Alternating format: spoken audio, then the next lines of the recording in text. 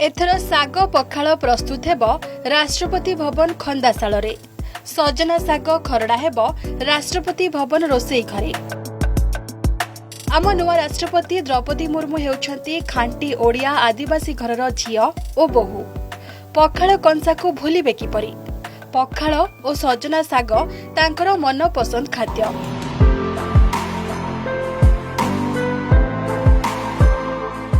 उपरबेड़ा गाँव रहंती द्रौपदी मुर्मू को बोहू।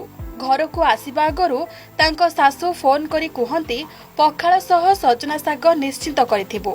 घर बाड़ी रे अछि सजना गछ। सज तोला साग खरड़ा हुए द्रौपदी पाई।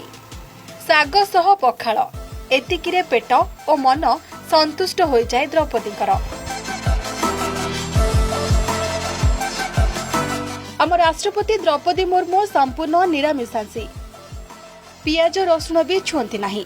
2013 रे बड़ पुअर मृत्यु पर निज मानसिक स्थिति को सुदृढ़ करबा पाई से राजयोगर शरण नेथिले।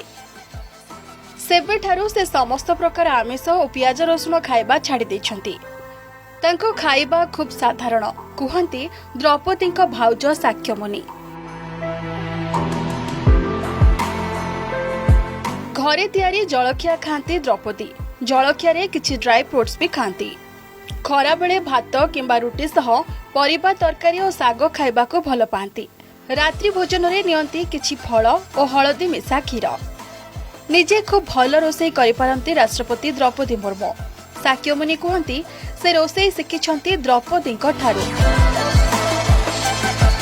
रायरंगपुर रे नातुणी सुनीता सह गत वर्ष प्राय 1 मास एकाठी रहउथिला बेले द्रौपदी निजे रुटी तैयारी करुथिले।